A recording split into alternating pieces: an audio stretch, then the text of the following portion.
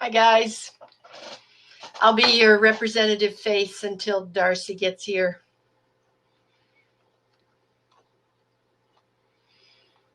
I mean, if you want to see tanks, I can. Sorry about that. Just blows everything out. Hello. Okay, well, good night time for you. I know. It is. Thanks for staying up. Excuse me. Do you have to work in the morning early? Oh no, is my sound off? I think my sound's off. Whoops. It wasn't working on my computer, so I had to use my phone. I can hear you. Oh, that's good. Yeah, Oh, no, now I can hear you. Because I turned off my sound. do you have to work in the morning? No, I've been working for the last 7 days, so tomorrow's my break, thankfully. Good. Yeah, no, unfortunately, I work retail, so yeah, everyone knows probably how it goes. There's no rest for the wicked and all that, but yeah, so it's been pretty How is full on. COVID affecting that in Australia? Um, well, where I live in my state, COVID's not too good. All the other states, a few of the other states have no active cases, so Australia is pretty good for COVID right now. But my state, unfortunately, is a bit behind everyone else. So, we're currently in stage three, which stage three is you can only leave the house for four things: food, like groceries, work, medical bills or like appointments, and then exercise, so like walking. And restaurants are closed except for takeaway, and gyms, I believe, are closed as well. And so it's kind of like lockdown, but with some flexibility. So I think it's very similar to the US. Yeah, that's roughly what it is in New York State. And mask, we always have to. Oh, is it a requirement to wear a mask? In my state, yeah. Oh gosh. Yeah, because here it's recommended, but you don't have to wear it if you don't want to. But yeah, so it's pretty interesting, but what are you gonna do in these times, I guess? I'm gonna pop off because I'm getting an echo from you. Oh But no, there's fair some enough. questions Oh, if is you there already? want. Oh my gosh. Okay, I've got to Thank you for being here. multitask. I'm sure Darcy's coming. Sorry, I just realized those questions. It doesn't come up on my phone. Whoops. Okay, let me see. Sorry. Okay, so Jessica, the safety. The method that I used was um hey Stacey. So the method I used when doing my background was I used an egg crate sheet along the entire back and side wall. So this was used as a foundation. I then used expanding foam on that. So I didn't actually use any styrofoam sheeting, but I sealed it by using concrete. So the concrete, I got this idea off a few reptile and amphibian forums where the concrete is used to seal it, and due to concrete basically being like a rock, the crabs aren't really able to break through it. So I used concrete and then siliconed coconut fiber onto that. So that's how I did it. And so far it's been great. The crabs have picked a bit at it, but it hasn't broken through. And so far it's been good. Oh yeah. Jennifer, feel your pain. Did the concrete make it heavy? Not really. I could still kind of lift it by myself. I've got an Exoterra um, large extra tall, so that's a 3 foot by 1.5 by 2 foot tall. I could kind of lift it by myself, but it was a lot easier to have two people. It did make it heavier, but not by much because I only used about three thin coats all over in all and all, so made it pretty easy. Hey Darcy, Good morning. good afternoon slash night for me. Sorry. And yeah, Mary, I did use it on this back and sides. Primarily, it was just on the back of my tank. And what I used as a base of mine was expanding foam. So I don't know if you've caught on, Darcy. I was just giving a brief introduction of my method that I used. Um, which I used an egg crate as a foundation. And then from there, I then used expanding foam on that, and then covered that expanding foam with concrete, and then used silicon and EE to make a layer on that as a concrete. I got an idea from the reptile and amphibian groups. So the crabs haven't really been picking at that one. But I don't know. What is your method? Is your method similar or did you use different? So I went straight onto the glass of the aquarium. Oh, Yes, and so it takes some good prep ahead of time and thinking ahead of time, especially if you're going to use some large pieces of wood and things like that. This is the tank behind me here. oh yeah, looks good. So yeah, I like the idea you're talking about where it would be removable. Is that right? You can remove yours and move it to a different tank, or I can with a bit of elbow grease. It's not really removable because I've got mine in an Exoterra similar to yours, but mine is kind of wedged in there with the use of the egg crate. And I could technically remove it, but it most likely would crack. I reckon I could remove it if I cut it, but I don't really want to cut it yet. I think that's what I'd like to try next, is to figure out a way to be able to remove it, just because this is the baby tank, so I don't have any fears about the crabs pinching at it or anything like that because they're so tiny. But I have a little bit of concern putting in with the big crabs and how long it would last, and then what do you do if you need to repair it and things like that. So I'm kind of toying with that idea of how to do something removable. But I mean, I just take it straight on the glass. I use the great stuff. Can y'all see that? That's what I use. Yep. And then you kind of just have all your plan in place, because this stuff starts to dry pretty quickly. And just put your things in there, and it has to dry completely. After you do that, then you have to kind of shave down the glossy top of it. You can at that time carve in different kind of caves and things like that, which I did. And then the messy part is the silicone and the eco earth, and you have to really, I think it takes more than one person. Did you do it by yourself, Jay? Hey, Kelsey. I did. Kelsey's all right. Yeah, so I did mine myself outside, and then kind of lugged the tank inside with the help of family. Yeah. You have to work really fast with the silicone. It dries really, really fast. And so in order to get the eco earth really stuck on there, I would just suggest doing a little bit of silicone, eco earth, a little bit of silicone, eco earth. And did you guys mix any sphagnum moss in with your eco earth? No. Oh, kind of later on.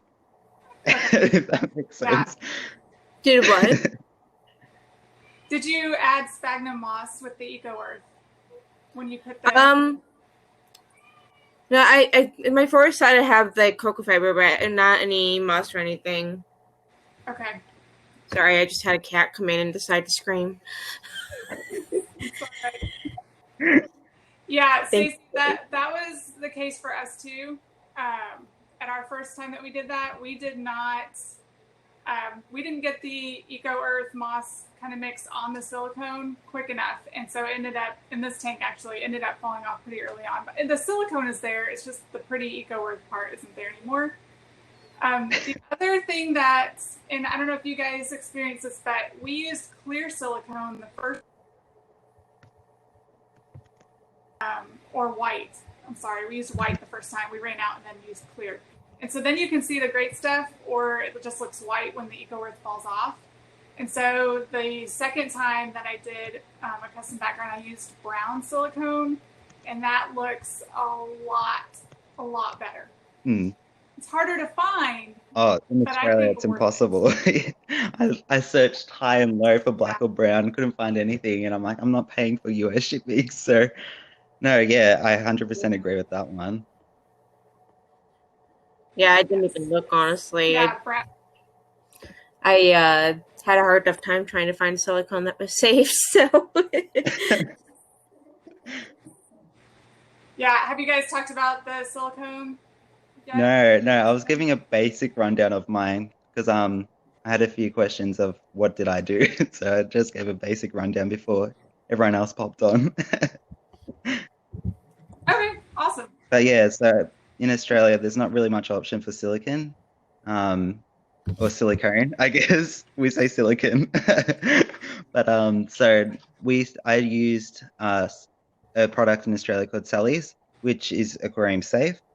There's a few others. I believe there's 3M and Black Gold that is also aquarium safe, but Sally's is the most easiest to find. You can find it at Bunnings, which is like the Australian Lowe's and all that, and a few other hardware stores. So yeah, but it's a clear, takes about 24 hours to cure, so it can be pretty slow and it stinks like vinegar. So get outside. Yeah. Yeah. Good point. You need well ventilated room when you start the silicone. I ended up having to take some breaks. It is very. Oh, did you do it inside? Oh. Yes. Oh, I do not envy you at all on that one. Yeah, in Texas, it's so hot. I mean, it's 104 degrees yesterday here. Heat index was over 110. Yeah, so yeah, we just opened all the windows and walked away, wore a mask. There we go. The mask is looking good. Not as much as I should have. I was doing mine inside too in the basement, so yeah, it was a little rough. I was just looking for pictures that I can post in the chat, links to my backgrounds, because my tank has horrible lighting, so there's no point in me even going downstairs to try and show them. I would show my tank, but it's currently nighttime here, so it'll be pretty dark. I've got pictures, which some might have seen in my talk, if they haven't, but if not, I've got some pictures floating up around the web, and I can also upload it to the Facebook group if it's a lot easier. But yeah, fortunately, I can show you my aquarium because I did a great stuff background, kind of. I'll just gotta turn it on. Yeah, let me just turn it on, because that way we can see at least something. Oh my god, there we go. Okay, where are you, buddy? There you are. Okay, so it's currently bedtime for them, so... Okay, how do I turn around this camera? Never mind, I'm just going to do the old-fashioned way. So here's my tank. The planted tank. So basically I did rocks and then great stuffed them in place. So then I could put sand or aquarium gravel underneath to grow some plants at the back. So that's how I did it there. This was my test run of using great stuff and all that and a crate, and then I just kind of applied that to the crab tank. So this was my trial tank. So it's safe once cured. Great stuff and all that is safe for animals and all that. I know there's some concerns that some people have had talking about how it might be toxic, but once cured, it's safe to use. People use it in their reef tanks. Just thought I'd mention that just in case. So there's a question pinned at the top, you guys. Does it affect your heat mat? So the built-in, the spray foam that you guys have, do you have a heat mat behind it? Well, I'm going to kind of out myself here. I actually don't have any heat mats on my tanks. I actually use a ceramic heat emitter type thing. So I'm a bit unconventional, but it could. But I'll be interested to hear everyone else's responses, because I know that probably you guys more likely to use a heat mat, so that'll be interesting. I have my backgrounds up in my topper, so I don't actually have heat mats behind them. My heat mats are on the base tank below that, so unfortunately I haven't noticed too much. Yeah, that's the same for me, Kelsey. It's up here in the topper, and my other experiment also was in the topper. I don't have that tank here. It was at school. But yeah, again, there's no heat mat up there. But I think if you have a really big tank and you need a heat mat at the top, so on my 125 next to me over here, I have a heat mat on the top. So I don't have a spray foam in that one. And that's actually one of my concerns, and one of the reasons that I haven't put it in is because I'm not really sure what would happen. So on this one, I oversprayed. I don't know if you guys had that problem with your first time around, like way too much great stuff, and be prepared. It really, really, really expands. And so I oversprayed the great stuff originally, which made it like thick, really thick. And so it took days to dry. And on the back of the tank, you could see how wet the great stuff was. And so I actually ended up putting a fan and using my hair dryer on the back of the tank to try and dry it. And so I'm kind of concerned because if you put a heat mat back there, like it did affect the great stuff foam. So I don't know. Once it cures, maybe it will be okay. I'm not experienced in that. Maybe somebody else knows.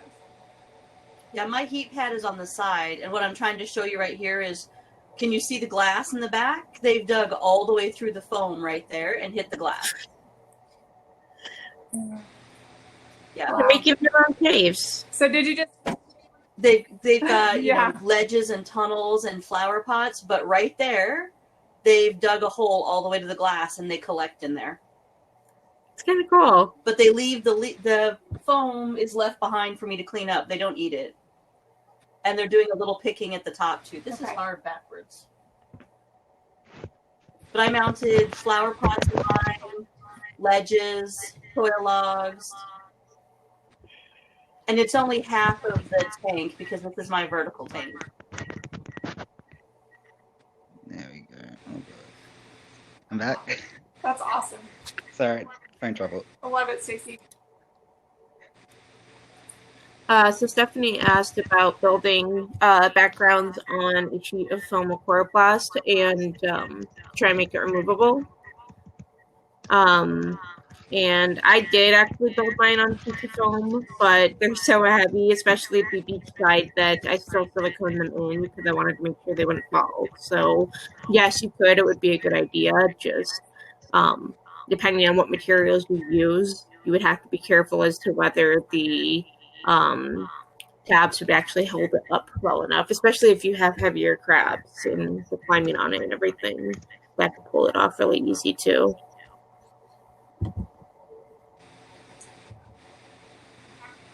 Yeah, that would be my concern too, because I have some pretty big pieces of wood in mine. So, or if you use the flower pots like Stacey was just talking about, those would get pretty heavy too. Worth trying. I mean, we all learn if we can try things. Phone troubles. So somebody do it. Sorry. Having the struggling Australian over here. It's all right.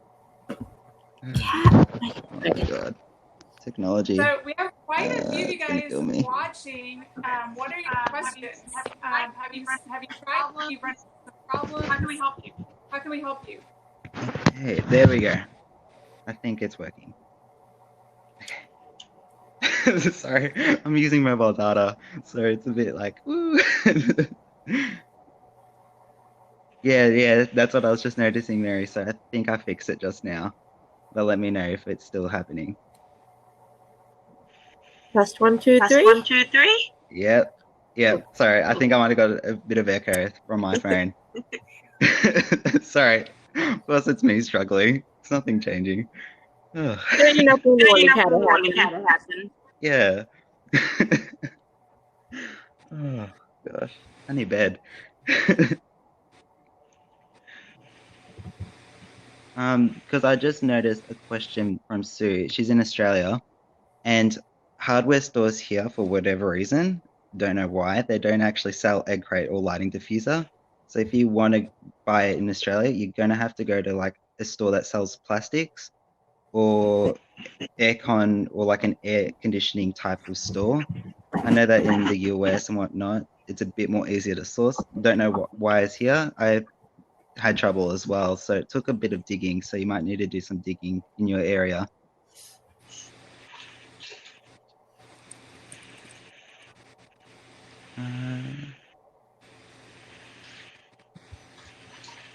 Jessica. Wow, there's still an echo. Sorry. This little net over here. Is.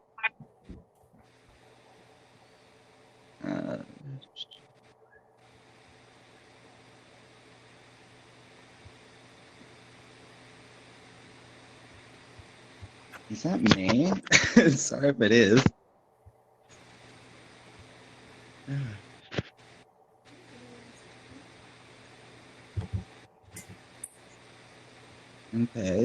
these.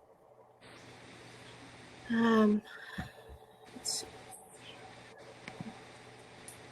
So if I could do something differently, Stacy, I would have silicone the wood pieces, or if you want to use the ceramic pots and things like that, silicone them to your background first so that they don't move, because when you first spray in the spray foam, it's really slippery. And so the pieces were sliding everywhere. If you guys watch my YouTube video on it, like, I was a mess. It was crazy. And then I had to try and tie it, and I used the whole like light fixture in the ceiling to try and get the piece of wood to stand up. So 100%, guys, just silicone all of your big heavy pieces where you want them first, and let those, completely secure before you put in your great stuff foam. And then the second bit of advice would be less is more. Less is more, because the great stuff expands tremendously, and then it's a lot of work to then shade out, all that excess that you're not wanting to use. And so, yeah, those are some of my tips. Let's see.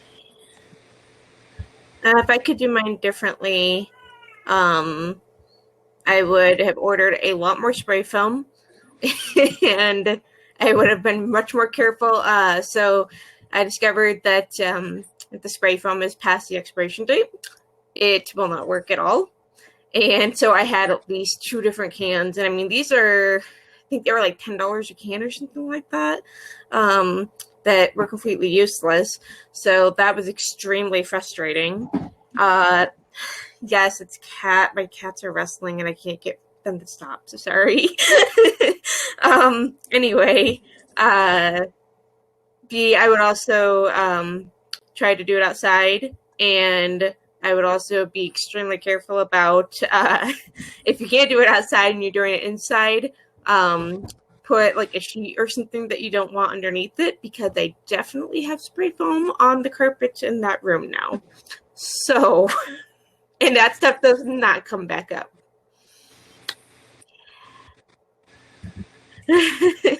Yeah, yes, I know what you mean. I got spray foam all over my clothes, so they became home clothes from then on. What I would do differently is just to get a bigger tank. I realized after that is that the tank's a bit too small for my liking. But also the ledges as well. I made ledges out of spray foam, and I realized that kind of the way that I made them, the ledges I should have made was bigger, so that way I could have had a bigger ledge, because in the end it kind of got masked by the background and whatnot. But I do agree with everyone else. A little bit goes a long way. Yes.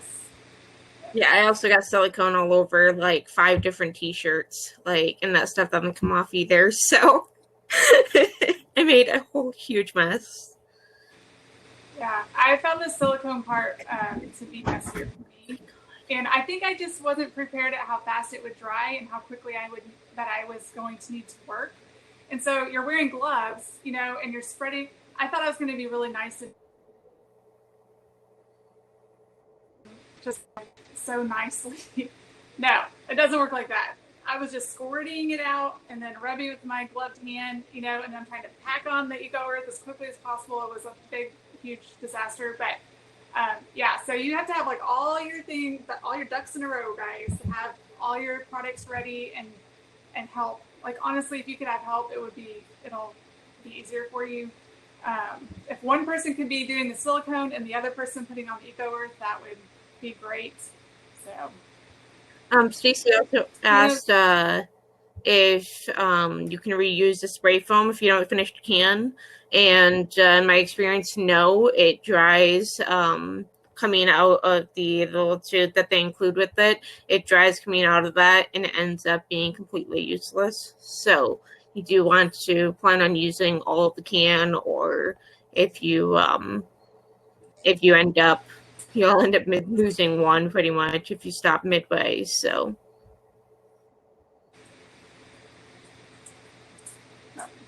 I know with mine, if you can cap it early, it can make a difference, but I used it only with about 12 to 24 hours in between. So I don't know if that has an effect. Anything longer, I do agree that you might have issues, but yeah, generally not.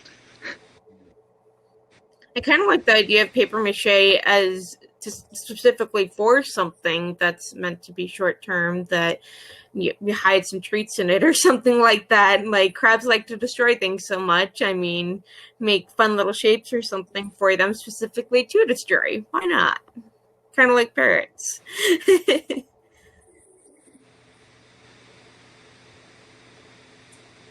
So, how does silicone heavy step to the back?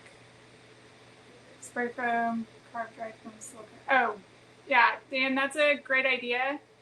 And I ended up doing that on my first one, where I had a hard time with my larger pieces that I didn't silicone ahead of time. That's kind of what I ended up doing afterwards. So yeah, that's a great idea.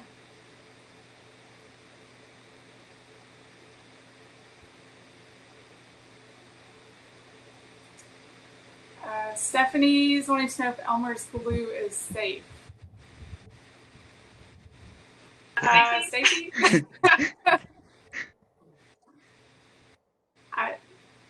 Kids eat it. True. Oh, what do you want to use the Elmer's glue for? I'm curious. I would put Eco Earth on just to make it look nice, at least for as far as I went.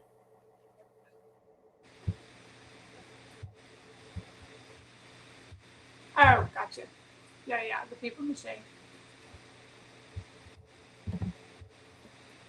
Oh, Serena. Can't get her on the video.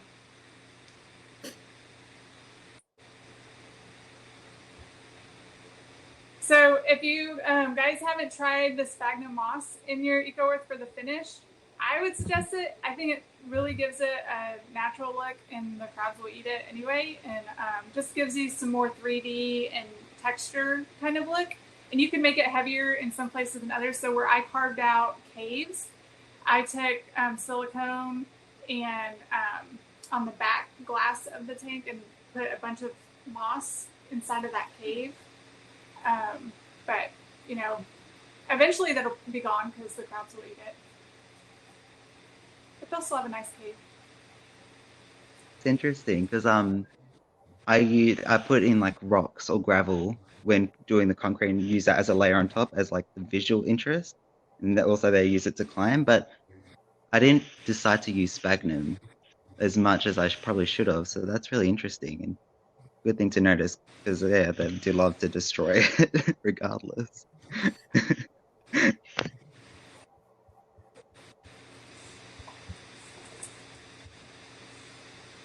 Yeah. Sorry, go ahead.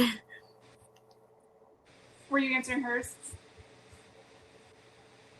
You can understand it breaks down in humidity. Are we talking about the spray foam or are you talking about the paper mache?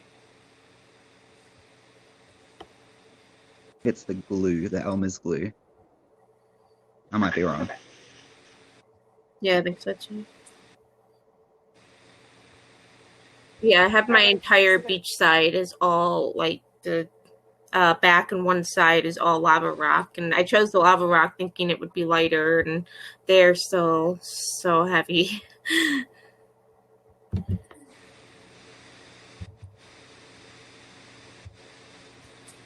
Why do you put Eco Earth on? What does it do?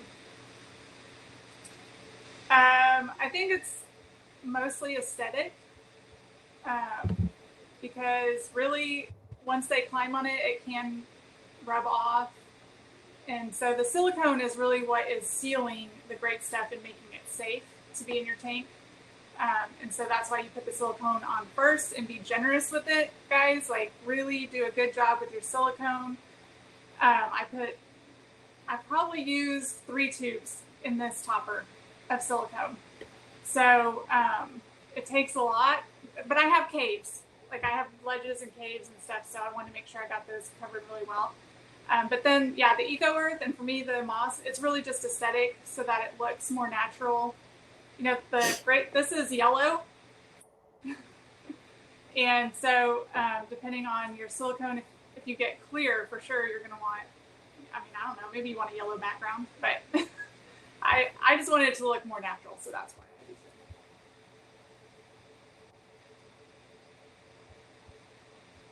it. The Darcy's, but mine was more for plants as well, as I use epiphytic plants, so or plants that grow on rocks or wood or up high in nature, so they don't need soil. So I used it as a medium for them to attach their roots to as well, as it retains a bit of moisture. So my thinking was very similar to yours, but different outcome. Yeah.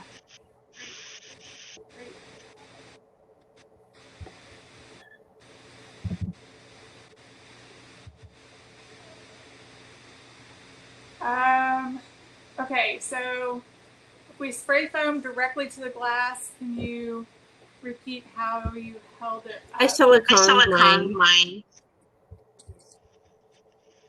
I used an egg crate as a basically structural piece. Siliconed your Yeah, pieces? so I used an egg crate along the entire back wall, all the back wall, and then spray foamed onto that. So the foam actually is inside each individual hole of the egg crate.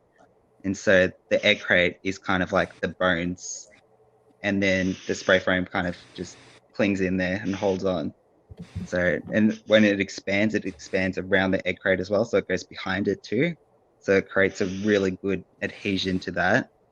And I tried to, even when ripping out, to get rid of the glossy.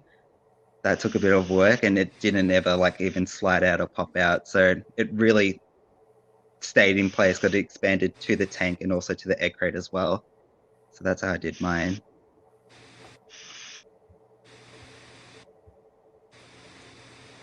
Yeah, just I didn't do this in my first one, but I have in the others that I've done since. It's to silicone all of your whatever you're wanting in your background first, so your wood or your pots, little plant pots, or whatever your main structures are going to be in your background. Silicone those to your glass first, and then great stuff around it, and it held.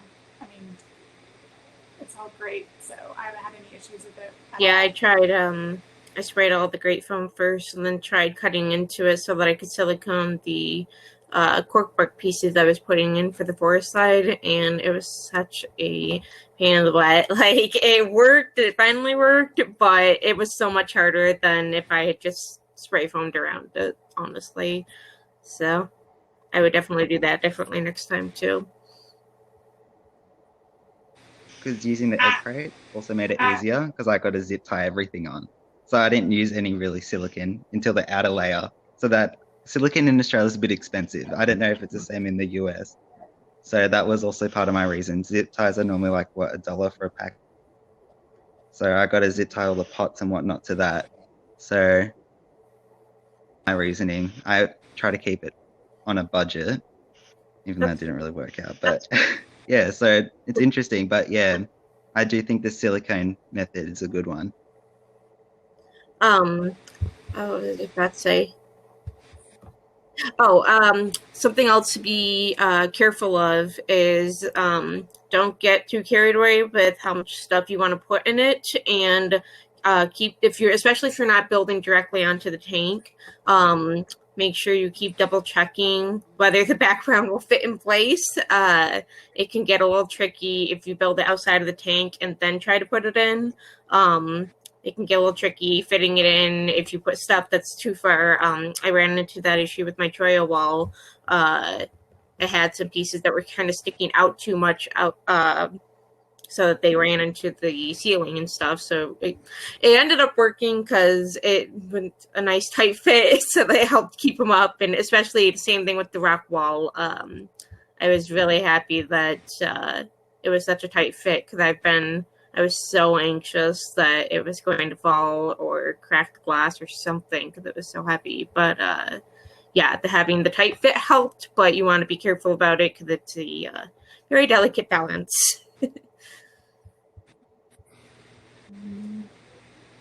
Somebody was asking how thick the foam generally is.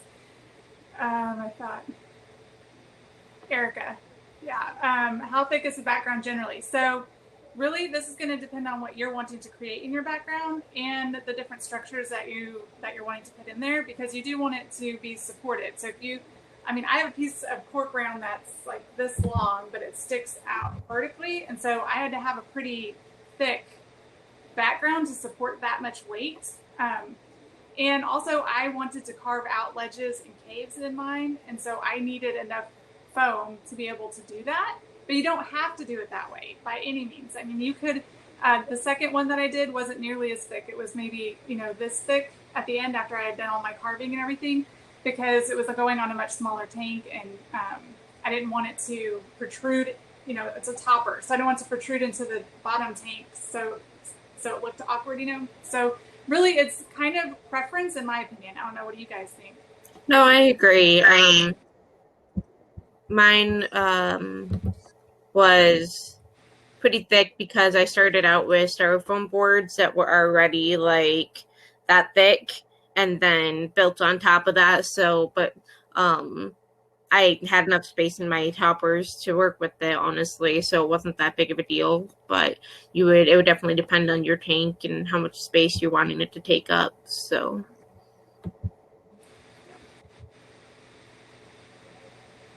mine was rather thin because I used the egg crate as the structural part. So if I had a thick piece of wood or whatever, I'd kind of make a little box around it with egg crate. Or if I wanted a ledge, I use an egg crate to make the ledge. So all in all, mine was about, oh God, now I'm going to have to do the conversions from centimeters to inches. Probably about, at most, 2 inches, if that. So most of mine was pretty thin. So it made it a lot easier, and hence why I was a bit more lightweight. But yeah, I do think that, at least with my method, the way that I used a lot of the dart froggers or the reptile keepers info from that. So that's why I used egg crate, because I used egg crate to build out structures and whatnot. So that was my reasoning, to keep it thin and whatnot. Awesome. Another question was about how many cans of great stuff did you use? Again, I think it depends on the thickness you're looking for, the size of your tank. Those are big factors. This is a 20-gallon Exoterra topper, and I used a can and a half on it. It expands a lot, and I really probably didn't need that other half of the can. I mean, really, I probably could have done one. But I have, 2 really, really big pieces of wood structures in there, so that takes up a lot of space. So I don't know that we could really give you guys like a hard set rule of how many cans you would need, but buy extra so you have it and you can return it if you don't use it, would be my suggestion. Really, the great stuff goes a long way. A little goes a long way. It's the silicone that surprised me, the amount that I needed for that.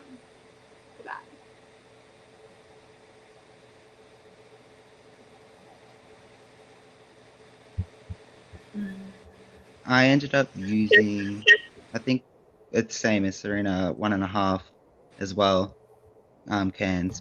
But one can was a bit dodgy and it never actually set. 7 days and it didn't set. So I don't know what happened with that one. So I ended up having to scrape that one all out and then redoing it. Yeah, I don't know. It was just a can that never set, and I would be poking it every day. My finger would just go whoop straight through, and I'd be like, "Oh, great finger, great stuff." Yeah, I don't know.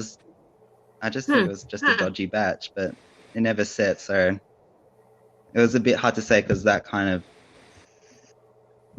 is hard to factor in. But yeah, I saw a question just before, asking about why we carve out the shiny layer. I know you discussed that a bit before, Darcy, with it's just basically, for me, or for a lot of reptiles keepers, it's to add texture, so things adhere better to the texture. So the texture is the air bubbles. As you peel it away, it adds bumps and ridges and whatnot, so that allows things to attach to. I should have done more curtain. But I think at that point it was probably that I was losing patience with the entire thing, honestly. But I did have a little bit of trouble with how I had I had a lot of trouble with the foam being so uneven that I found it difficult to carve personally, but I also don't know if there were better tools for using to carve it. I think I was just using like some steak knives or something. So there's probably better tools than that, I'm sure. I don't know what you guys use to carve the foam. Actually, I just use a serrated knife. Yeah. Now, I'll never be able to use that in my kitchen again. But if it was, I don't know if you use a serrated edge, but I didn't have trouble with the carving. That part was, I think, the easiest and most fun for me. So maybe it is a tool. I don't know. The serrated edge, I think, was a bit, because I started with just a straight edge box cutter, basically, with just the razor part. And that was horrible. It just drugged the foam and like peeled it in chunks, and it was very frustrating. But I'll sacrifice the kitchen knife for the crabs tank, and so that At least that of our worked out. sacrifices. Yes.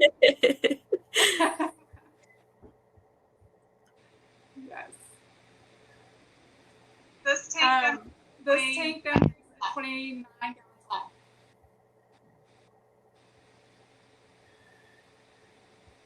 Crystal asked if the crab the styrofoam, if it's used as part of the background, and so far I have not noticed mine picking at it at all.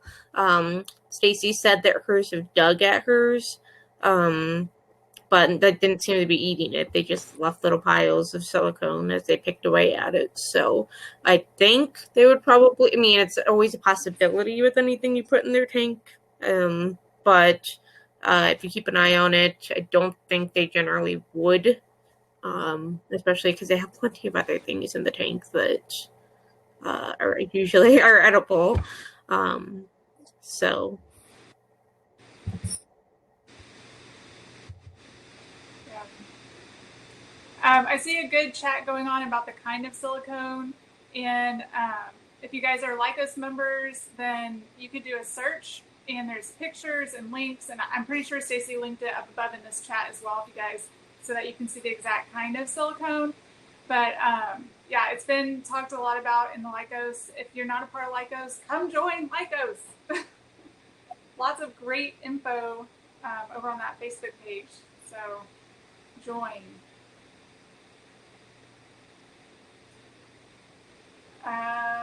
Let's see, styrofoam. I have some styrofoam in mine as well. That's what the ledge is that you can see right here. It's a piece of styrofoam that I siliconed under at the back of the tank, and then heavily siliconed it and put that's the brown silicone actually. That's why it's still so brown.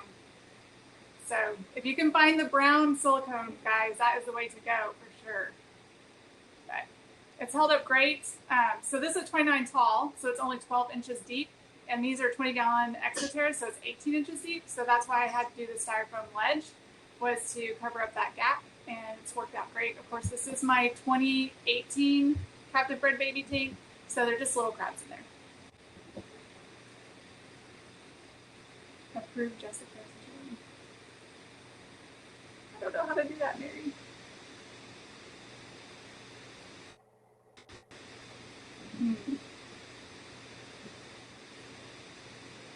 Oh. Okay. I found the brown silicone. If you guys are from the U.S., I don't know if you have them outside of Texas, but Ace Hardware. That's where I found the brown silicone.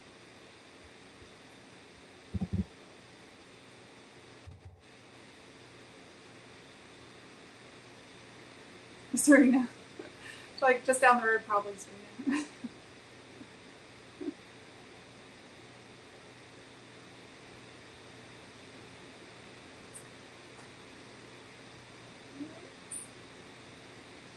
Anything else, guys?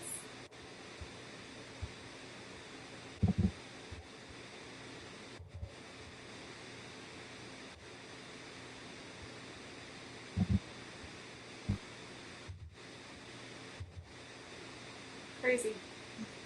I would try, if you can't do your local hardware store, Jessica, to try look online. I find online you might get slightly better options. So Amazon, eBay, I don't know what other platforms, Craigslist. Oh yeah, I heard that's pretty popular. So yeah, I would try to look online for things.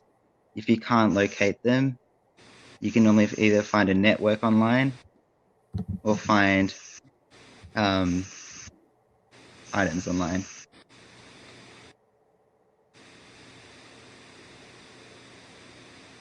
Also, you guys, really, if you want to take on this task, you can tag. I'm speaking for you, Kelsey, Jay, Serena. Sorry, guys, but I mean, you could tag us in the group, and we'll be happy to help you. As you know, don't feel like you're alone. So, problem or run into a problem or. Yep, 100%. I agree. Because I know that we did slightly different methods too, so it's also good to bounce off type thing. So, what one method you might go, oh, this might work better for your applications or what you're planning to do compared to others. So, I do 100% agree. You can speak for me. I agree with that one.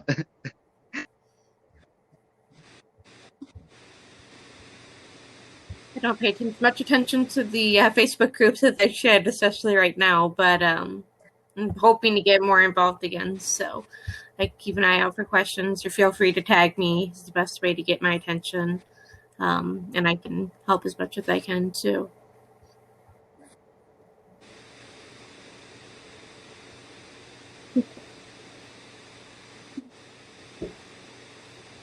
You've got a lot of people that can help. And that way everybody can learn from it too. So, Sorry. yes, yeah. Troubleshooting, no, you're right, Kelsey. Yeah, us helping you guys troubleshoot, everybody learned from it, so that's awesome. Dan, so are you saying, so the 30 extra tall is 18 wide, and then your 55 is 12 inches wide or deep? Is that what you're, is that what you're talking about, a project? Say that one more time.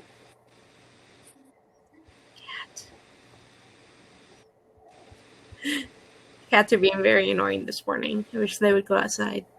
How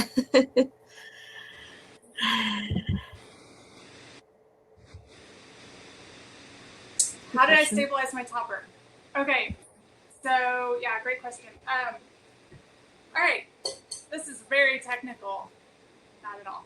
Okay, so I use just the Velcro adhesives, and I cut them into small little squares. I put them all along the edge of the Exoterra topper, and then the other end all along the edge here. Well, you keep them together actually, right? So pick one side or the other. You have your little square Velcro patches all along the edge, and then when you set your Exoterra on top of your main tank, the other side of the adhesive Velcro sticks to it. And then I now have a tank that I could take off if I need to, but it's very secure on there. And then for humidity, I take clear packing tape and I just run it right along the edge around the whole tank, just clear packing tape. And so if I ever need to take this off, it's really not that difficult. I mean, the packing tape leaves a little bit of residue, but you know, you pick it down. I didn't think that was Hey, gonna work. Jessica. Hi. You, Yeah, that's awesome how you did that. That's what I did to this one too over here. I mean, that one doesn't have a spraying foam, but anyway, I attached it the same way. Is it hanging over the edge then of your bottom tank? Is it like this, This or one, yes. This one, yes. Yeah. The other one, no, because it's a 125, so it's 18 wide and 6 Exoterra, so it fits exactly on top. yeah, it's massive. I did my topper, but I have to have it sideways, and I'm gonna have, I think, like 14 inches on each side, and I'm trying to figure out how I'm gonna do that. Probably like thick corrugated plastic to make like the shelves, but I haven't gotten around to it. But it's heavy because I did only stones. I didn't do foam on this one, and I have a ton of rocks. I put it in the group. I think it weighs probably like 35 pounds, so pretty heavy.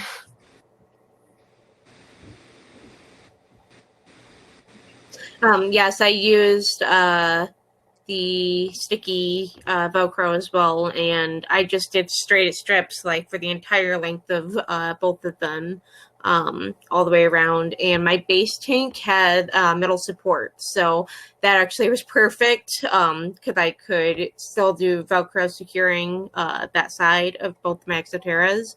And I haven't worried too much about taping the seam just because my Exoterras are so heavy that I don't think there's really any space for humidity to escape at that point. But something to keep in mind with the Exoterra tanks is, and you can kind of see the strip on Darcy's tank behind her, there's ventilation strips next to the doors. Yep, Australia.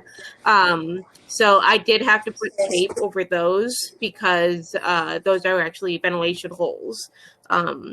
So I had to tape those up to help with my humidity, but you can also then untape them to help vent if you need to. Oh, cool. It's so pretty. I want to get a topper like that I can have doors on it, because I'm going to have to so I'm putting my topper that sits opposite at the very end, and then I'm going to have my doors for my tank and stick my arm through and under and up if I have to do something. I want that. Yep. That's why I wanted to get Exoterras too. I did not want to deal with them. I mean, and I had to do acrobatics anyway, especially after my tank flooded. I had to try and get in there to get all the substrate out. And it's lucky I'm small because I could literally lean in through the opening. And but, oh my gosh, it was not fun. And I think my back was ready to kill me. It was very difficult, but it was still less difficult than it would have been trying to, do all of the puzzle region. I feel you.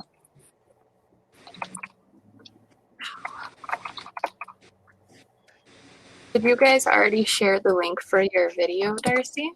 Is it in here yet or no? I think Stacy did. They should pin that on here. That'll be good for whenever they run this live session again, because that's super informative. I used that when I started and took your advice of siliconing the cork bark down before foaming around it, and that was a lifesaver. Yeah. Also, and I think I put it on the video, Jessica, I can't remember. I haven't watched that video in a long time, but something else I learned, you guys, that I would do differently now. When you spray in your grape foam, do not go all the way to the edge of your tank. Leave a little bit of space from the sides of your tank because the foam's going to expand. Unless you don't care if the sides of your tank can see the grape foam. If that makes any sense. I'm going to... You point that out in the video. You made an edit. Okay, good. Because I think on this one side you can see it. Let me see if I can show y'all. So on the side of your tank, you can see, I don't know, can y'all see that? Yeah. Right here? Mm-hmm. See the yellow? Okay, so I knew that side of the tank was not going to be visible, so I didn't bother with it. But this side I knew would be, and so, whoops. Sorry, guys. All right, so over here, can y'all see? Ooh. There's no... It's pretty. So I had to leave enough space over there. Yeah. Yeah, that was a downside to my using the foam boards to build mine on, is you can definitely see it on the side a bit, where at the front of the tank you can see that pink styrofoam board that I used as my base. So not terribly attractive, but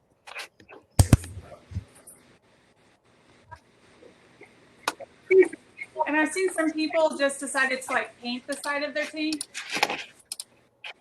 You could do that. Oh, here you are. Jessica Keen. I found that big piece of wood at Chewy.com. Yeah. If you don't shop at Chewy, go to Chewy. They have great stuff. I've seen also people use black or brown silicone as well to hide it instead of painting. So that's also another option if you want to do that, or using a black cardboard paper, like that really thick paper, kind of cutting it out and sticking it on. That's also another option if you want to allow it to be ripped off, so that way it's easy if you want to change up the tank for whatever reason. So yeah, there's a few options out there, but the painting's a lot easier, I find. Darcy, I do have a question for you. So your video, you make it look ridiculously easy. And I was watching your video, I'm like, okay, I'm gonna do it. And I was like trying to spread the silicone with the gloves, and my glove kept getting caught, like it was drying faster than I could keep up with. How were you able to like spread it and make it look so nice and easy? I couldn't.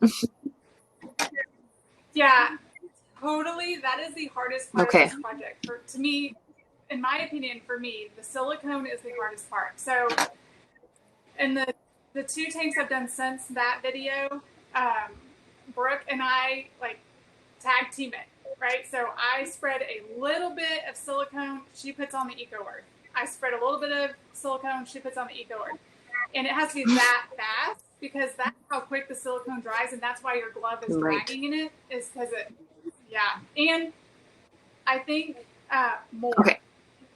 If you have more silicone, it's easier to spread. So like I said, I used almost 3, I don't know, what do you call the tubes of silicone? Right, like the caulk ones, the big tubes with the caulk gun. Yeah.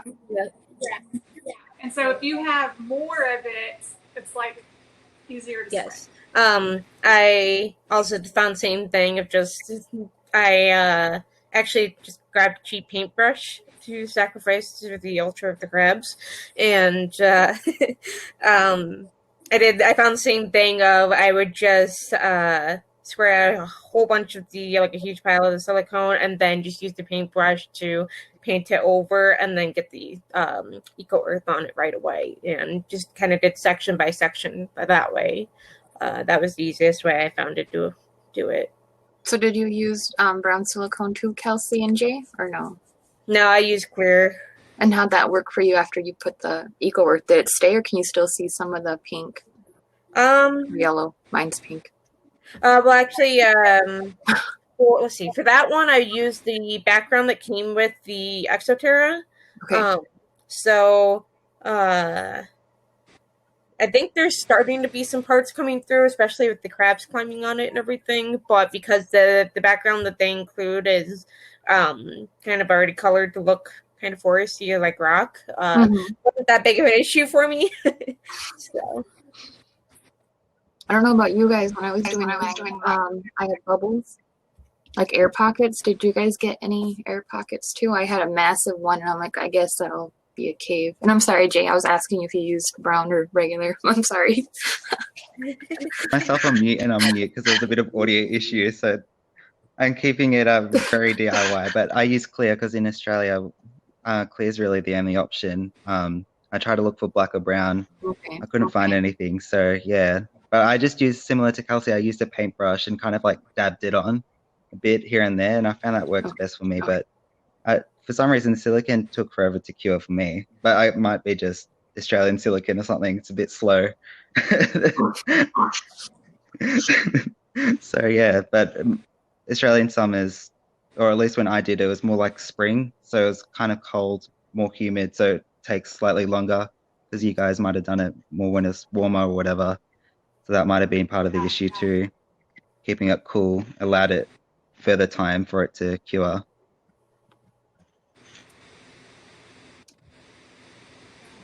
I don't know, anything of mine that I use silicone, it takes about a week for it to cure and not have a smell.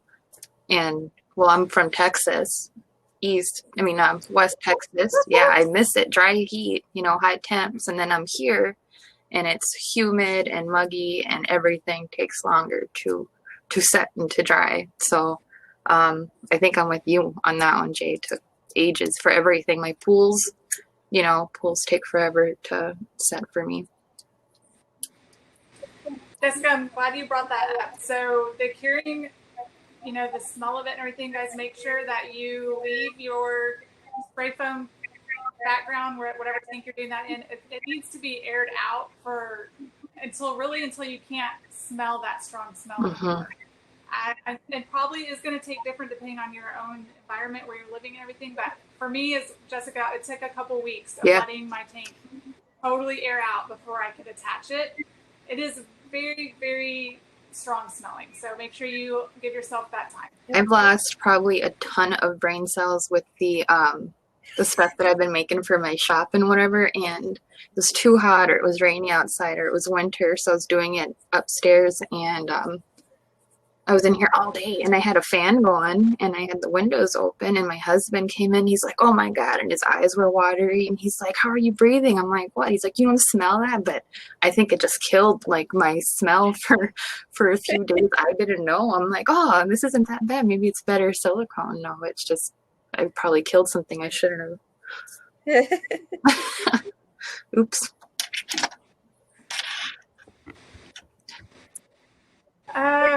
Misting it and then letting it dry repeatedly speed up the process to air it out. I wouldn't mist it, I don't think. What do you guys think? I'd be scared of molding or like it retaining the moisture in pockets and then running into problems. I would leave it. And even if you did mist it and let it dry, I think it'd inhibit the setting process. It'd make it take a lot longer. Yeah, I agree. After it's dry and you attach it, I will spray. Like I have moss in this one right here. I don't know if y'all can see. There's moss in this cave cork round, and if I'm having humidity issues up in this topper here, I'll spray down that moss in that piece of wood, like mist it, and that it works great. And there's no problem. Once your silicone has completely cured, then that would be okay. Agreed. I do agree, because like misting it, it's not really, for example, like super glue, where misting it actually quickens the process. It's silicon. It's kind of got the same applications, but it's different chemicals used. So misting it, I agree with everyone, doesn't really make it quicker. Would it hurt it? I don't think so.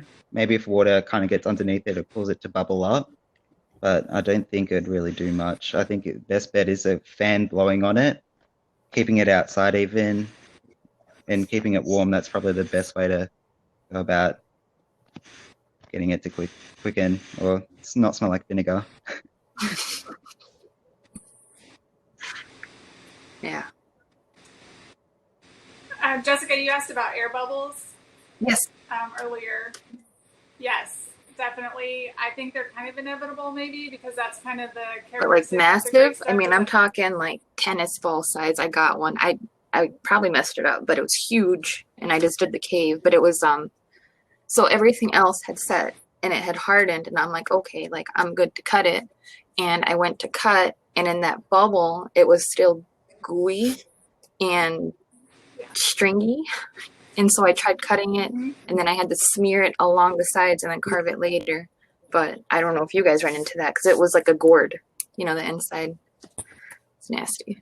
I didn't run into that issue with my backgrounds, but I used some of the grape foam to make these like little stacks kind of thing of clay plant pots, and I ran into that issue with that. I was using the grape foam in between them to help hold them together and make it sturdier. And I spray foamed it, and I was trying to carve it down so that it would be flat so I could stack. I had a level of 3, and then I was going to be stacking 2 on top of that. And as I was cutting that away, because it was so deep, I think it hadn't dried fully, and so I ran into that issue of having it be all gooey and needing to give it more time to dry. And I think I lost whatever it was I was using to cut that. I think it was just a straight razor or something, and that went bye-bye too. But So how long did you think it took for yours to properly cure that you didn't have that bubble or gooey part that you ran into? I think initially, I think I let them dry. Gosh, sorry, my memory sucks. I I think I tried to curve it the same day first, and then when I ran in the gooey section, I was like, all right, whatever, and I left it overnight. And then I feel like the next day it had hardened a little bit better, and I could keep going, but don't quote me on that. I can check my Tumblr and see if I have anything about it. Oh, Yeah, for me, waiting the 24 hours, I think is a good idea. And if you look at the back of your tank where the spray foam is, you can see, or I could anyways, I could see that the great stuff was kind of gooey, you know, and so that's when I put a fan on it, and I got my hairdryer, and I started heating the back of the tank, you know, from the back side, outside of the tank, right? And that actually caused the great stuff to expand even more because it was so wet, right? So then I'd already started carving the front before I realized this. I ran into an air bubble like you're talking about, Jessica, and I'm like, what is this? Like this goo is coming out, it's stringy. Okay, so then I turned it over and I'm like, oh, it's not really dry all the way. So I used my hairdryer. Then all these like puffs of great stuff started coming out everywhere. But so a hair dryer works really good to speed up the process. Okay. But yeah, it is so thick that I think it takes a long time to fully cure, and you might have to do some extra things like I did to help that out. But once it completely is, you know, cured, then you can carve it pretty easily. I do think you're going to run into bubbles sometimes. Like I mean, I've done 3 tanks now, and even on the 3rd one, I still had that. So I'm like, I was hoping experience was going to help me with that, but I just think it's the nature of great stuff, like honestly. I did an experiment because I was going to try to do like on foam board insulation, like make a background and then you could put it in your tank. And so I wanted to see how long that would take. And so the insulation's like this thick, and I just filled it full of foam like on top of it just to see how long, and that took, I think that alone was about a week and a half because you could just push on it a little bit and it just wanted to compress before it dried. So it does take, I think, a lot longer than what the can says. I think it's kind of up to our better judgment to. I should have known to look at the back of the tank, like you said. That's genius. I didn't know. I was like, okay, I'm carving, and I went. If it looks like runny snot, it's not ready. It's not ready. Yeah, it's not ready. That's fine. Hey, Abby asked how our backgrounds are holding up in our humidity. Truly, I have no problems. I really have no problems. So so my second one that I did, and this is in the group, if you want to go search it, you can see, it didn't end up working out. It was an experiment for one of the teachers that I teach with at school. I put a tank together. So I put a 20-gallon tank next to a 20-gallon tank, and then I turned a 20-gallon tank upside down to connect them, right? And then I had 2 little glass pieces on the end, so the crabs could climb up and go down into the other tank. Well, I basically created a rainforest, which there was no way to vent because the tank was upside down. There weren't doors like this, you know, and then I couldn't like reach up into the tank to like wipe all the glass off.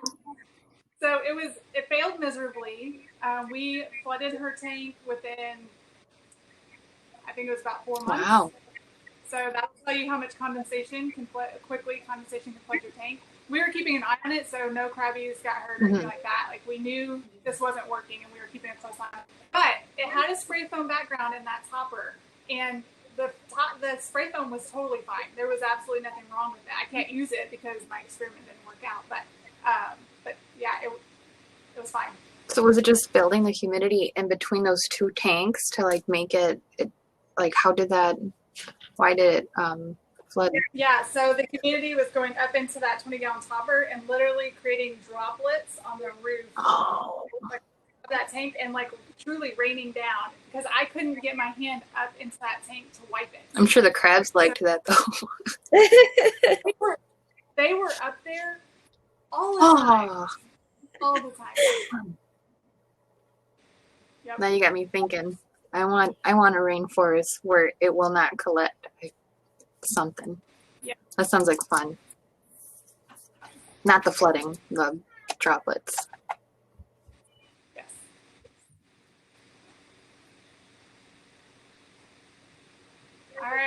Any other questions, guys?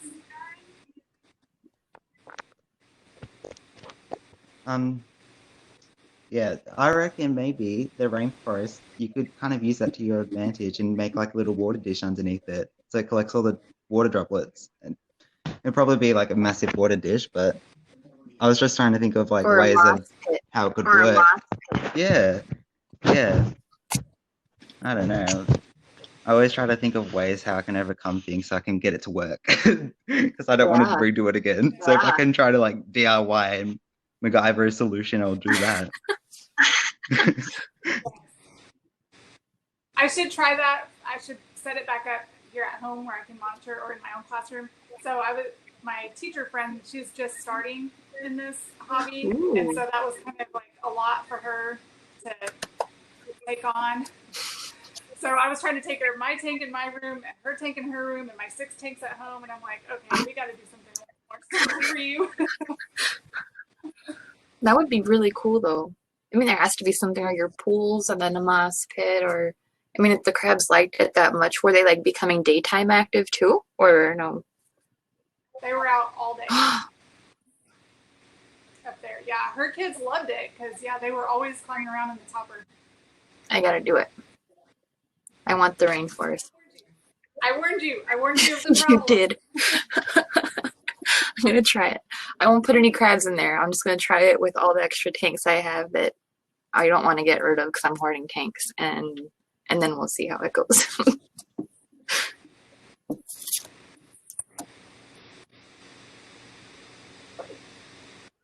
Oh, uh-oh.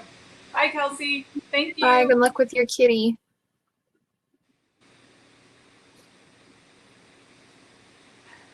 All right.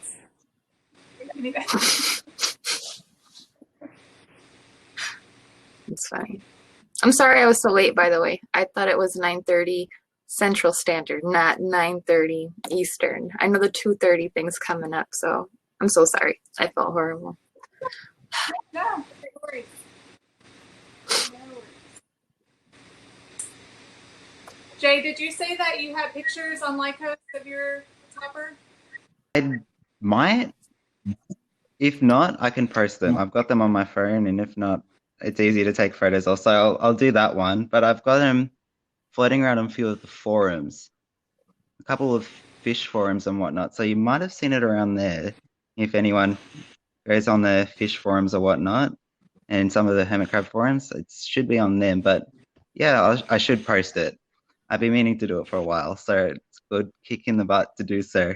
Yeah, Dan. Yeah, so that's one of them, and I think I've got him on Hermit Crab Paradise as well, another smaller forum, and Fish Law, Massa, which is in a marine aquarium group for Australians, and a few others. But yeah, so I should post it. It's a good kick in the butt. I need it, so thanks. I'm trying the funnel. Can you see those guys? So lucky. Mine hide. Don't like me. Mine only come out at 3 p.m.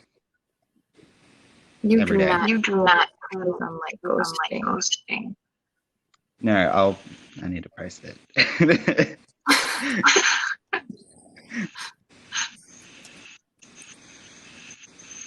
Aw, they're pretty shell. Do they use a cat toy? I'm curious. Is that a cat? Yes, That thing is in a thing is in a different. Every morning, it's in a different place.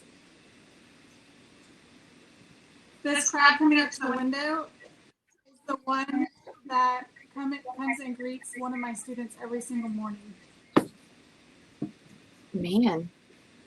Mine hide. He's a good teacher. It's better than some of my teachers.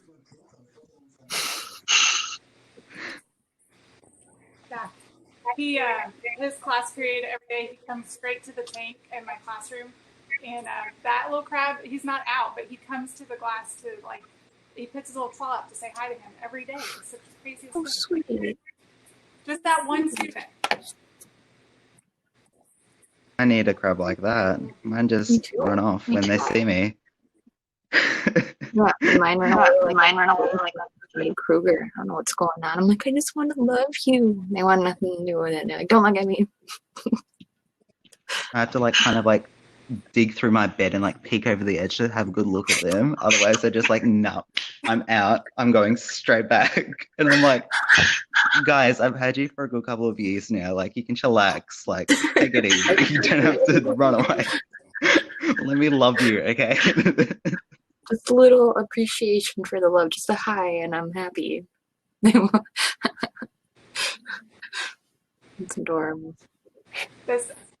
Did y'all see the really big one? Let me see if I can open this so y'all can see it. I'm going to show you this big guy. I rescued him off Craigslist a year ago. He's so huge. He's grown so much this year. They kept this guy in his original beach habitat thing on rocks. Oh my Can you see him god. back there? He's huge. Is that a 7-inch wheel, like the saucer? Yeah.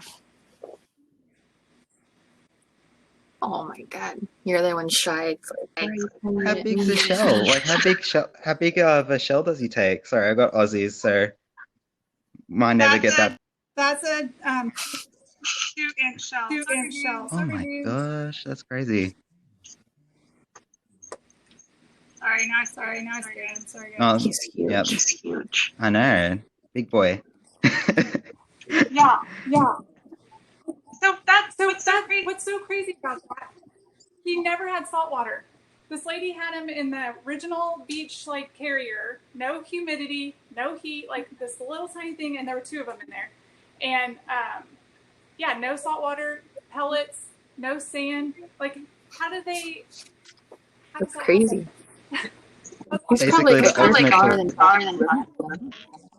Oh gosh, that's crazy. And then you get like crabs there in good condition, and they're like, you know what? No, I can't deal with it.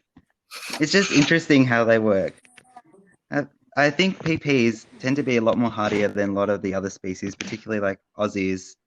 Aussies, I find to almost be a bit more finicky compared to what you guys seem to report in the US. Like, you guys are just like, yep, they do fine. And then here in Australia, if it's not hot enough, they're like, you know what? I'm just going to hibernate for like 12 months.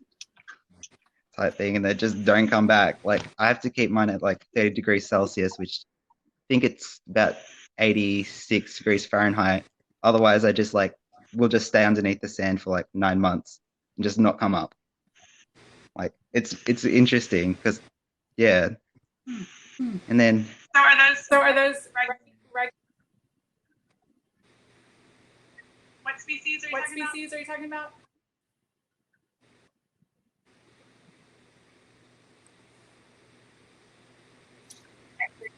We can't hear you. I think you're Can muted. hear you.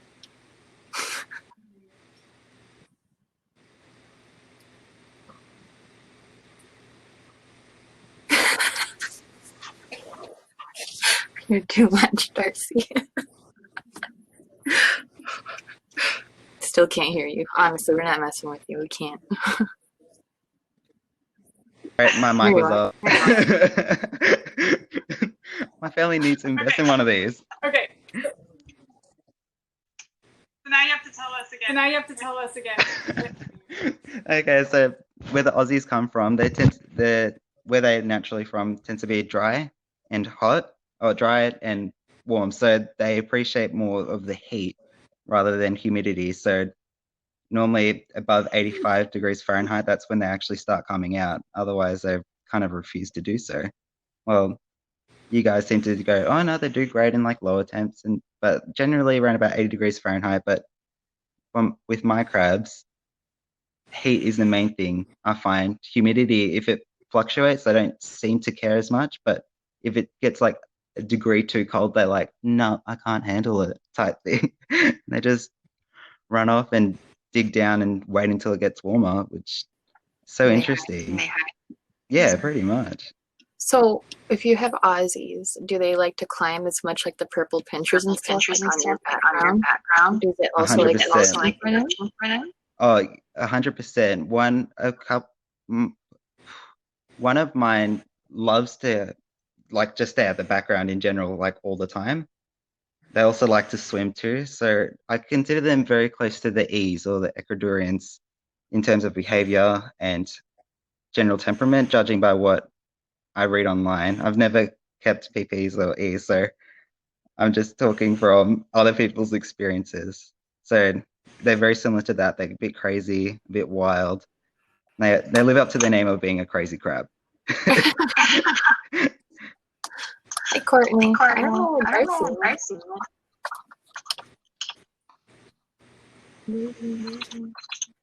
There you are. Yes, I'm here. See me? Jessica? Do you see me? I see you now. I just muted myself so you guys don't get whatever it's called, the noise going back. I can't think. I had a lot of and I get up really early and feeling horrible. So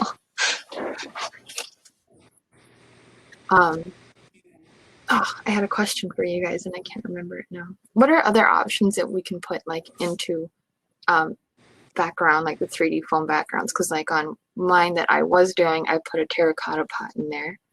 And then, I mean, do you have any other cool ideas? The egg crate thing I think is genius.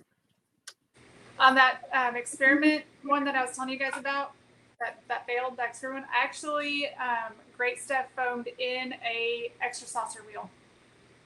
Not the extra saucer, like the actual hamster wheel. So I took the stand of it and Great foamed that in, so you can only see the wheel on the outside. And then I just put a piece of cholla log underneath it and going to it so that the crabs could get up in the wheel. Yeah. I kind of made like a little tunnel through mine. So it's like a tunnel that they can access the second level, so they can climb from the inside to get to the second level. And they commonly use that as a hide as well. Because when I went to the native range of the Aussies in Broome, Western Australia, right at the top end of Australia, they tend to occupy more the rocky outcrops and all that. They didn't really live in the sand dunes or whatever. They lived in rocky crevices where literally I didn't even know they had like shells like this fitting through a hole like this big. And I'm like, how do you get this into this? Like, it was just funny. So I kind of simulated that and they love that area. They all clam in like a bunch of clowns in a car and kind of stay in that little tunnel. So I recommend the tunnel if you can do it. They seem to love it. That would be really cool. It's a good idea, especially if you do it like on the back of the glass and if you ever get worried, you can see in the back and make sure that no one's stuck or something. I mean, I don't know how you'd go in there to get them out if they got stuck, but that would be really cool. What are we looking Get at? it big enough so I can get my hand in. Oh, it's so cool. I'm so happy. Is that an E? Yes. I need one. I know you've got a couple of different species, Darcy. What do you have again? I can never remember. So I have 7 species. We have strawberries, violas, cavites, ruggies, purple pinchers, Ecuadorians, brevimanus. Yeah. I think that's all of them. I want an E and a ruggy and a violet. But especially ruggies, like they look like the Yorkies of hermit crabs. Just these little tiny, I don't know, outgoing things. They're adorable. They got all that hair. And I'm just wanting a purple pincher. I love them. And I can't That's get them. I'm always jealous. I've always said that. I'm like, I always wanted just a PP. They seem just so chill, so hardy compared to like all the other ones.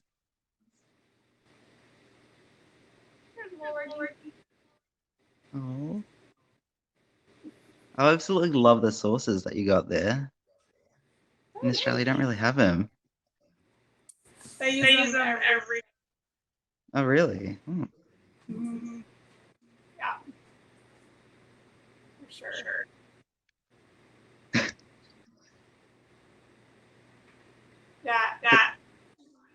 You know the purple pinchers too. They have such a bright color. And yes, Dan, all your clings. Yeah, I love all the colors of the purple pinchers. They're so pretty, and they change a lot. Their colors change a lot, which is fun to kind of watch too. So the Ecuadorians and strawberries, by far for me, are the most active day and night. Strawberries and Ecuadorians are out in my tank all day, every day, all night. So.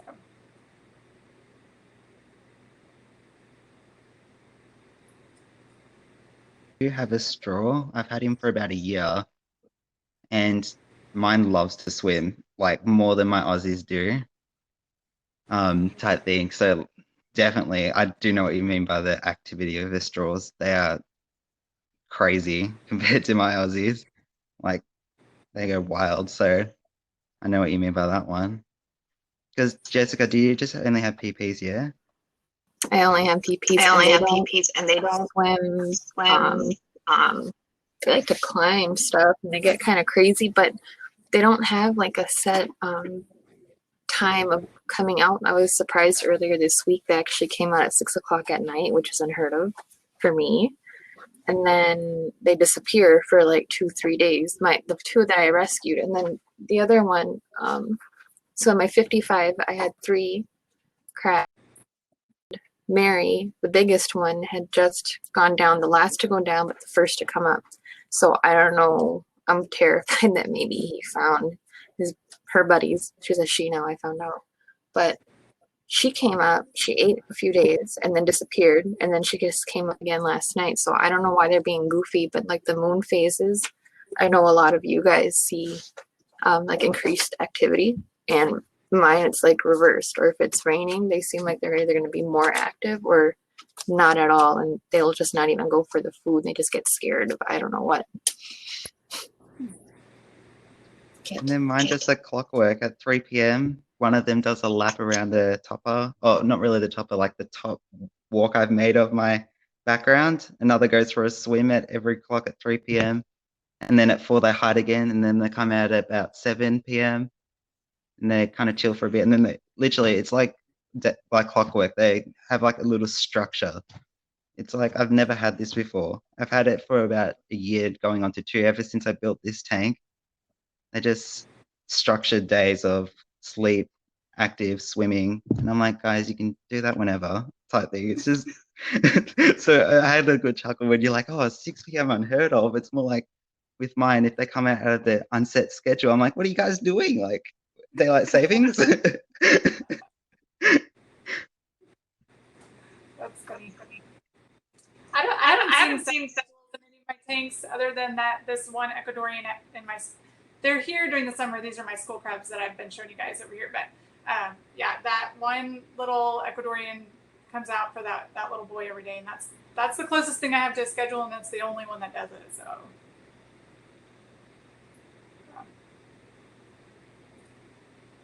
I keep looking away. By the way, my puppy is being destructive, trying to be. Anyways, so I'm not ignoring you guys, rolling my eyes at you, just trying to get him away. So how many crabs do both of you guys have in total? 52. Got around about 6 to 7. It's a bit hard to tell because a few of mine just bury and just dig and that's it. They only come up to like eat and then go straight back down. So they're like little miners type thing. But I see 4 on the regular. And then the other couple kind of pops up here and there, and then they go back down straight away. So it's a bit hard to give a great or accurate number type thing with mine. That's including Brooks. So she I have a few more than her, but she's got a lot too. So she has a 90-gallon tank and a 75-gallon tank in her room, in her bedroom. So that's cool. Are you thinking of maybe doing like another topper video? It's like I don't know, like the way that if people like me who can't get an Exoterra, like how to kind of set that up, because that'd be I think that'd be a really fun video to watch. I love your other one. That's a good question. So I would probably need to test it out first and see if I can find a solution to the issue that I had on the last one. Because I don't want to flood people's tanks. And so, yeah. Do you have a vent? I did not have a vent. I know. Sorry. If I was to ever do another tank, I would actually lean towards more doing a plywood build and kind of doing a custom tank, because in Australia we don't really have good options of tanks. Like a 4-foot tank, if you buy it brand new, will be in excess of $150, $200, while a 55-gallon, if you get on sale, it's pretty cheap there. Same tank here will cost $150, $200. So my current thing, if I wanted to go bigger, I'd have to go custom, and I'm leaning towards more plywood because the front opening doors are a lifesaver. I love mine, so mine would always be a plywood build and epoxy it and go full crazy on that.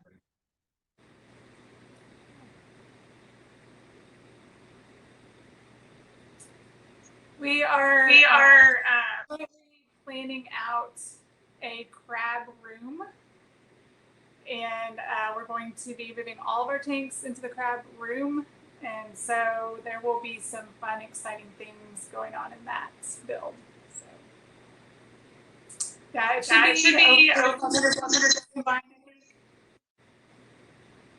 So in other words, we're expecting good updates. Share pictures. Yes, I'm expecting updates. Yeah, so we're going to take some of the talks that we've learned from here with the different substrate and lighting and bioactive plants and things like that, and try, especially because we have so many species, we really want to see what kind of research we can grab with all of those things that, we're all kind of saying, like, does this make a difference? Does it matter what species you have, as far as UVB lighting and the different kinds of soil and stuff like that. So we're hoping to incorporate some of those things and kind of see what happens. Do plants? I'd love to see updates. I'd love to see everyone's planted tanks. It gets me so excited when I see planted setups. So plants, you're gonna have to give updates. I go crazy for plants. So updates. You're choosing over the top. Yeah, That's funny. No, that'd be awesome. Crab room. And, I'm so jealous. I've got 2 tanks in our bedroom, and I told my husband when we get to our next house, I don't know if you remember, there was a guy in the group, and he converted half of his living room into like a huge tank for his crabs. I want to do something like that. And then I can like go in there with them. I want to have like a little walkway where there's no sand underneath, and I can like hang out with my crabs, but I don't think he'll let that happen.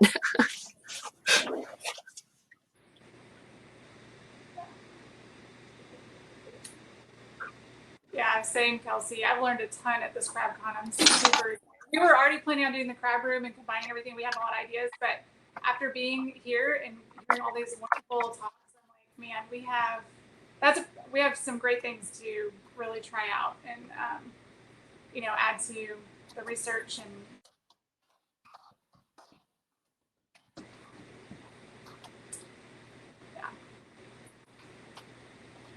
I would love, love, love if my hermit crabs would spawn at mate and spawn at school, so that my students could actually help bring crabs to land in the classroom. Like, how awesome would that be? Oh my They would gosh, never forget so it. cool. They would instantly be advocates. Yeah. I know. And so I have 6 different class periods because I teach all 6th graders. I have 160 kids in 6 different periods. And so each class period could have their own jar or crystal or whatever, however I'm going to do it. And then we can just see which class their method is working, and the other classes can make changes and stuff. So that would be super cool. You have all these really cool plans. I'm like, oh, maybe in 4 months, I'll finally get the topper on there. And then you're saying this, and I'm like, oh, I can't wait to see. Sounds so much fun. I just need crab whisperer to just like come talk to my crabs and like convince them it's okay and they can do it and where they should spawn. Like I think that little boy that's so attached to that crab should like be the crab whisperer and be the one to kind of like tell the kids what they should do, and then that crab, and they just like communicate back and forth, and then there'll be like a sensation, and everyone's going to want to watch, and then come to Lycos, and no one's going to buy hermit crabs anymore because you have a kid that talks to a crab and the crab talks to him. It's perfect. Yes. Yes. Perfect. Yeah. Oh, Carrie says, what does my t-shirt say? This is last year's CrabCon. Read them and they will come. CrabCon 2019. I think there's more of these left, actually, if you like it. So, yeah, we drove from Texas to New York to get these babies last summer. So that's about 23 hours of driving. Yeah, it's far. So breed them and they will come. Yes, we will. We will. Wow, how did they do on the drive? How did they do on the drive? Hold on, I couldn't understand y'all. What? Oh, how did your crabs do on the drive? How did that work? Oh, yeah, no, it was great. They did fine. So we had a heat mat that, like, I had an outlet in my car. I have 4 kids, right? So I have a big car. So I just plugged the heat mat in, and I had a big, like, Tupperware tote, and then I put the little carrying totes that Mary gave the babies just inside that tote, and we just had gauges in there, and we held them, of course, because they're babies. So, like, yeah. We just took turns, all the girls. We would hold the babies. I'm sure there know who's going to hold them because they're just so cute. It's little stringy legs. Yeah. And that's it. That's a far drive, like every year except for this year with COVID. We El Paso, Texas. Well, from here to El Paso, Texas and back, we do it straight, and that's, I think, 26 or 28 hours. It's horrible. I mean, it's fun, but it's horrible. Oh, Jay's phone died. Yeah. Well, we made a complete like family vacation out of it and made tons and tons of personal bucket list stops along the way on the way there. And then on the way home, we just came straight home because we had the crabs. But Dan, yes, we did also pick up a Brevimanus and a Viola on our way home. So crazy story. I forgot to bring my Seacom Prime, and we needed to have that. And so we had to stop at a pet store on our way. And lo and behold, in Pennsylvania, there was a Brevi and a Viola that somebody had surrendered to this pet store. So, yeah. I'm more than happy to help rescue them and adopt them. Yeah. But the pet store, it was the coolest thing. They wouldn't just sell them to us. Like, we had to show them pictures of our tanks, and then they sent them to the original owners that surrendered them. Wow, well, that's because the owner probably set that up. If only pet stores would do that, or at least give the right information when you said. Yeah, we're in Pennsylvania, Dan.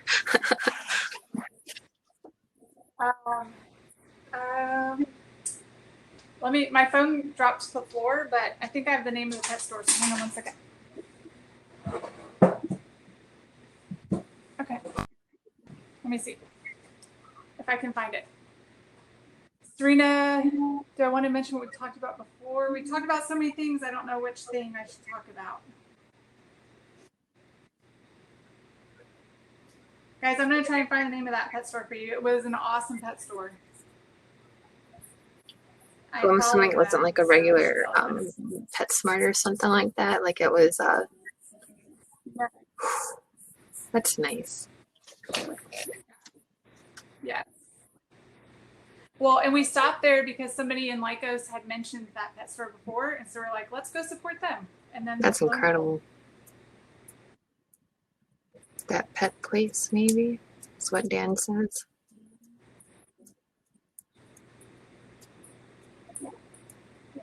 I can't find them.